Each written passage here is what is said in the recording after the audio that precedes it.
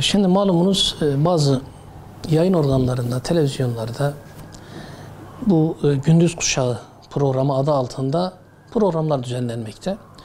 Bu programlarda aile yapımızı, İslam aile yapımızı rencide eden bazı yayınlar yapılmakta. Bunlar aile yapımızı yozlaştırmakta. Yani bizim aile yapımızla, İslami aile yapısıyla alakası olmayan bazı yayınlar yapılmakta. Malumunuz bayan veya erkek eşini aldatıyor, bunu rahatlıkla kameralar önünde söyleyebiliyor. Başka birinden, affedersiniz, çocuğu oluyor, bunu rahatlıkla söyleyebiliyor. Bu da toplum tarafından zamanla normal bir hareketmiş gibi görünmeye başlıyor ve bunlar normalleşiyor. Normalleştikçe de ne oluyor? Toplumda bir yozlaşma meydana geliyor. Yani bizim İslami çizgilerimiz, İslami aile yapımız bu yayınlarla sabote edilmekte, aile yapımız bu yayınlarla yıkılmakta. Özellikle bu konuda RTÜK'ün bir şeyler yapması gerektiği kanaatindeyim. Tabii daha önceki yıllarda malumunuz evlilik programları vardı bunlara benzer. Yine bunlarla alakalı da toplumda büyük tepkiler oluyordu. Bunlar dile getirile sonunda kaldırıldı. Fakat bunun yerine bu Gündüz Kuşağı programında buna benzer programlar yine yayınlanmaya devam ediyor.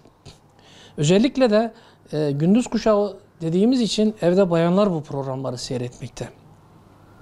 Şimdi böyle de olunca ailenin temel taşı olan bayanlarımızın, kadınlarımızın bu konuyla alakalı olarak bu İslam dışı hareketleri normal görmeye başlıyorlar.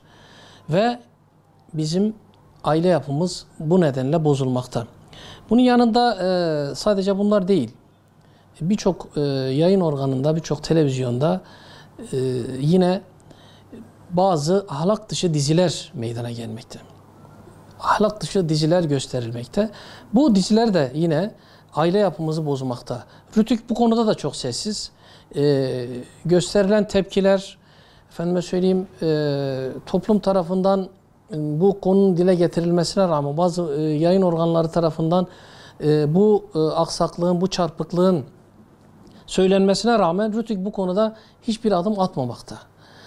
Bunu özellikle sivil toplum kuruluşlarını, duyarlı olan insanlarımızı bu konuda tepki göstermeye, yani en azından ne yapabiliriz? En azından toplum olarak RTÜK'e bir mesaj çekebiliriz.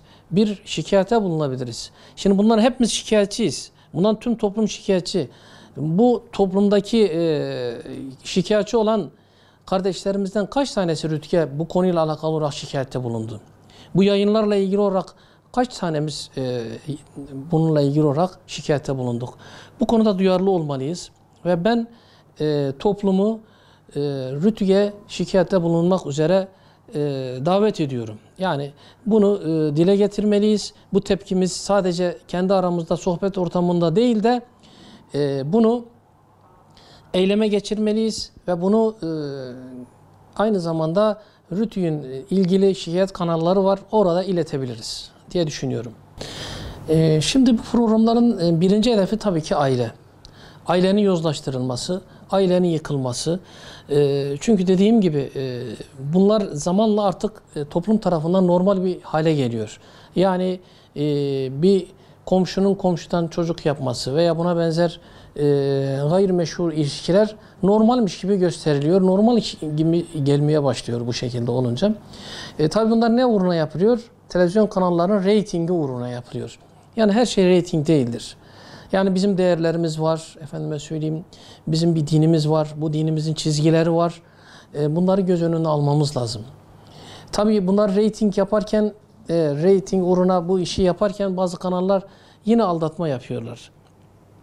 Orada işte toplumun merakını uyandıracak bir konu ele alıyor. Bunun yanında diğer gayrimeşru ilişkileri de aynı şekilde topluma sunuyor.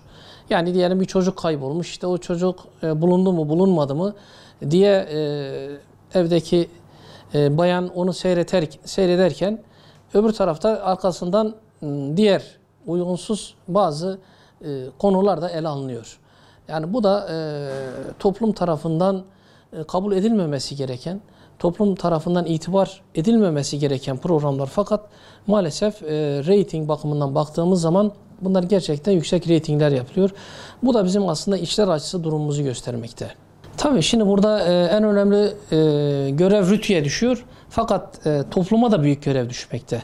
Az önce belirttiğim gibi toplum bunu dile getirmesi gerekir. Toplum tepkisini dile getirmesi gerekir. Ama biz bu konuları şikayet edersek, bu konuları RTÜK'e sık sık gönderirsek şikayetlerimizi, o zaman RTÜK kendi kendine bir çeki düzen vermek zorunda ve bu konulara eğilmek zorundadır. Yani bunlar yine toplum ve RTÜK'le birlikte bu sorunun çözülebileceğini düşünüyorum. Şimdi oradaki RTÜK üyeleri de bu toplumdan olan insanlar. Yani RTÜK üyeleri bizim insanlarımız. Yani bunun uygunsuz olduğunu gören de yine oradaki üyeler. Yani bunu tabii şikayetleri beklemeden de bunları kendilerinin bir şekilde çözmesi gerekir.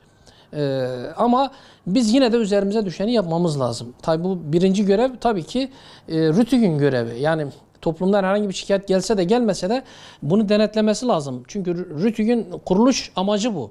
Yani kuruluş amacı toplumu rencide edecek, toplumu dejenere edecek, toplumu bozacak yayınların önlenmesi. Buna benzer yayınların önlenmesi. RTÜK'ün yani temel kuruluş amacı bu zaten. Yani eğer bu temel kuruluş amacını yerine getirmiyorsa o zaman kuruluş amacının hiçbir anlamı yok. Yani o RTÜK'ün yani orada olmasının da bir anlamı yok o zaman. Yani o şekilde düşünmek lazım. Tabii yani RTÜK bunu yapmıyor diye biz de yerimizde oturmamamız lazım. Dediğim gibi şikayetlerimizi yapmamız lazım. Üzerimize düşeni yapmamız lazım.